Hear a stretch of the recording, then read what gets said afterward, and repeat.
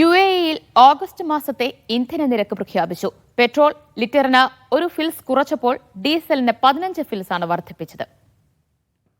ഊർജ്ജ മന്ത്രാലയത്തിന് കീഴിലെ വിലനിർണ്ണയ സമിതിയാണ് ആഗസ്റ്റ് മാസത്തെ ഇന്ധനവില പ്രഖ്യാപിച്ചത്. നിലവിൽ ലിറ്ററിന് 2 ദിർഹം 70 ഫിൽസ് വിലയുള്ള സൂപ്പർ പെട്രോളിന്റെ വില നാളെ മുതൽ 2 ദിർഹം 69 ഫിൽസായി കുറയും.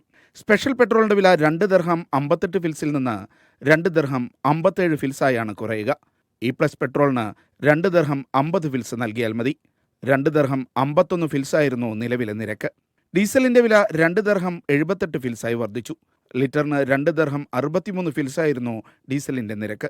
അന്താരാഷ്ട്ര വിപണിയിൽ ക്രൂഡ് ഓയിലിന്റെ വിലയ്ക്കനുസരിച്ചാണ് UAE ആഭ്യന്തര വിപണിയിൽ ഇന്ധനവില നിശ്ചയിക്കുന്നത്. Media 1, Dubai.